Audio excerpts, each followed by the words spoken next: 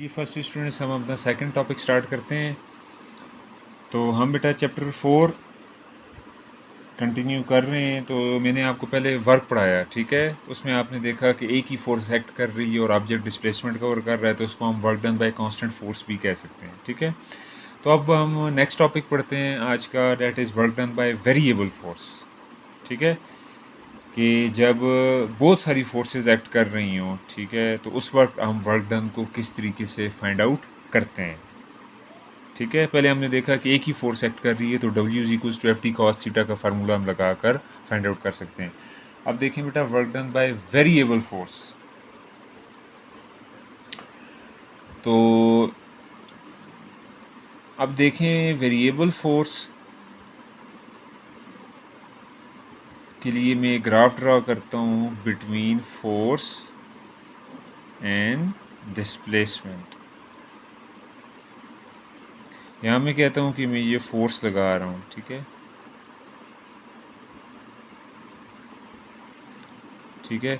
और जितनी भी फोर्स मैंने लगाई हैं सब फोर्सेस में ऑब्जेक्ट अब आप देखें तो ये पॉइंट है एक फोर्स का, फिर ये दूसरा पॉइंट है फोर्स का, वो डिस्प्लेसमेंट वो इतनी कवर कर रहा है, फिर तीसरा पॉइंट है फोर्स का, वो डिस्प्लेसमेंट इतनी कवर कर रहा है, ठीक है।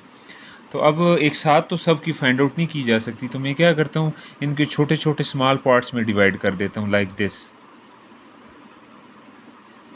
एक साथ पूरे का फाइंड आउट करना तो मुमकिन नहीं है, तो मैं इसको क्या करता हूँ, स्मॉल पार्ट्स में डिवाइड कर देता हूँ। मैं कहता हूँ ये वाला पॉइंट फोर्स F1 और वहाँ पर ऑब्जेक्ट डिस्प्लेसमेंट कवर करता है D1, force F2 displacement D2, force F3 displacement D3, ठीक है। तो अब देखें ये जो फर्स्ट शेडेड एरिया है ये शो कर रहा है कि यहाँ पर अप्लाई हो रही है force F1 displacement D1 cover हो रहा है। सेकंड शेडेड एरिया आपको शो कर रहा है कि यहाँ फोर्स F2 अप्लाई हो रही है, डिस्प्लेसमेंट D2 कवर हो रहा है।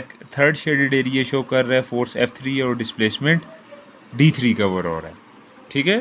तो इस तरह मैंने इसको स्मॉल इंटरवल्स में डिवाइड कर दिए ताकि मैं डिफरेंट पार्ट्स के वर्क डन को फाइंड आउट कर सकूं और टोटल वर्क डन भी इस तरीके से मैं फाइंड आउट कर सकता हूं। तो देखें डिफरेंट फोर्सेस की वैल्यूज़ आ रही हैं, इसलिए हम इसे वेरिएबल फोर्स का नाम देते हैं। तो बहुत सारी फोर्सेस एक्ट कर रही हूँ डिफरेंट वैल्यू की, तो हम उनके वर्क डन को भी इंडिविजुअली और नेट वर्क डन उसका फाइंड आउट कर सकते हैं। तो अब आप देखें बेटा कि फर्स्ट एरिया जहाँ मैं कहता हूँ, सपोज करता हूँ वर्क डन 1 हो रहा है, तो वहाँ पर फोर्स अप्लाई हो रही है F1, उसका डिस्प्लेसमेंट D1 और साथ कॉस थीटा आता है, तो कॉस और वहाँ पर थीटा क्या आ गया 1।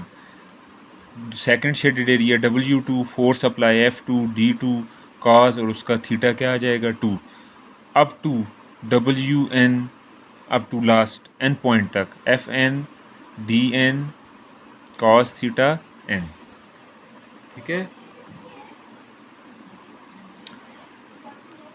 तो अब नेटवर्क डन, ये तो इंडिविजुअली डिफरेंट पार्ट्स का आप इन फार्मूला से फाइंड आउट कर सकते हैं, लेकिन अगर आप नेटवर्क डन फाइंड आउट करना चाहते हैं तो वो आ जाएगा W1 plus W2 plus W3 up to WN।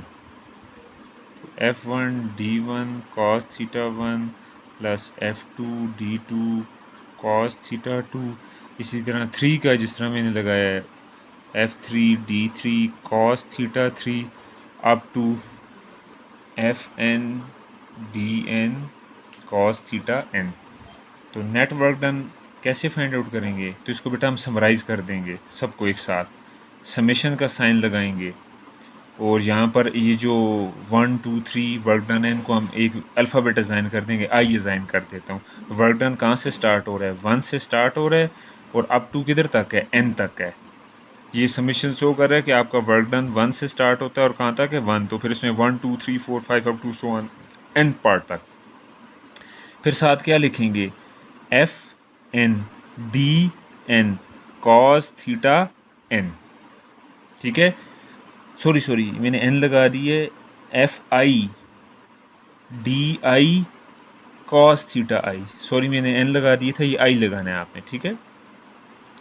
इस आई का क्या फ़ायदा होगा, अगर आप इधर 1 पुट करें तो F1 D1 cos theta 1 first work done आ जाएगा। अगर आप चाहते हैं fourth work done find out करूं तो आप आई की जगह 4 पुट करें, F4 D4 cos थीटा 4 आ जाएगा।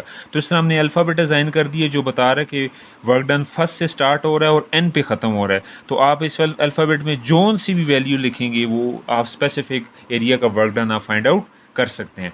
तो यहाँ बेटा ये क्या शो कर रहा है आपको, work done by variable force, या आप इसको कैसे स्टेटमेंट को डिफाइन करेंगे।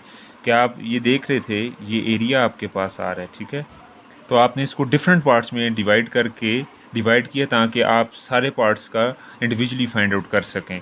तो इसका मतलब है कि अगर आप इस पूरे एरिया को शेड आउट करें, ये इक्वेशन क्या शो कर रही है कि we can find the work done by variable force how, ठीक है। तो बाय आप यहाँ से इस तरीके से डिफाइन करेंगे कि total shaded area of a graph, ठीक है, जितना भी shaded area of a graph है वो आपको टोटल वर्क डन शो कर रहा है। जिस तरह आप इंडिविजुअली इधर सबका निकाल सकते हैं ना, ठीक है। तो यहाँ पर वर्क डन ग्राफ में कौन सी चीज़ वर्क डन को शो कर रही है, ठीक है, total area under the graph shows the work done by variable force, ठीक है। Total area under the graph के अंडर जितना एरिया है वो आपके टोटल वर्क डन को शो कर रही है, that is this work done. तो this equation shows total area under the graph, that's it. So this is the equation from which we can find the work done by variable force. Put out the specific work done you want to find in this graph, तो ये आपको help करने में मदद देगी। Thank you.